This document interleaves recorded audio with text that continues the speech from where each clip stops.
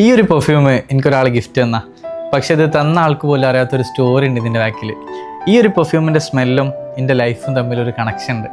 ഇപ്പോഴൊന്നല്ല, കുറേ മുൻപ് എൻ്റെ ഒരു ക്ലോസ് ഫ്രണ്ട് ഉണ്ട്. ആളിപ്പോഴും എൻ്റെ ക്ലോസ് ഫ്രണ്ടാട്ടോ. ആ ആളൊരു സമയത്ത് എനിക്കൊരു ഗിഫ്റ്റ് തന്നു, ഇതേപോലത്തെ ഒരു പെർഫ്യൂം. അതിൻ്റെ സ്മെല്ലാണ് ഇതിന്. സത്യം പറയട്ടെ, ഈ ഒരു ആഫ്രിക്കൻ മിക്സ് എന്നുള്ള പെർഫ്യൂം ഞാൻ ഫസ്റ്റ് യൂസ് ചെയ്തപ്പോൾ എനിക്ക് ഓർമ്മ വന്നത് ആ ഒരാളെക്കുറിച്ച്.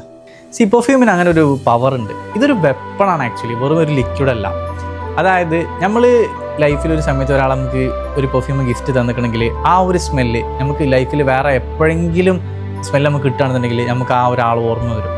അങ്ങനെ നമ്മൾ ഓർമ്മകളിലേക്ക് കൊണ്ടുപോകാൻ കെൽപ്പുള്ള ഒരു വെപ്പണാണ് ഈ പെർഫ്യൂം എന്നുള്ളത്.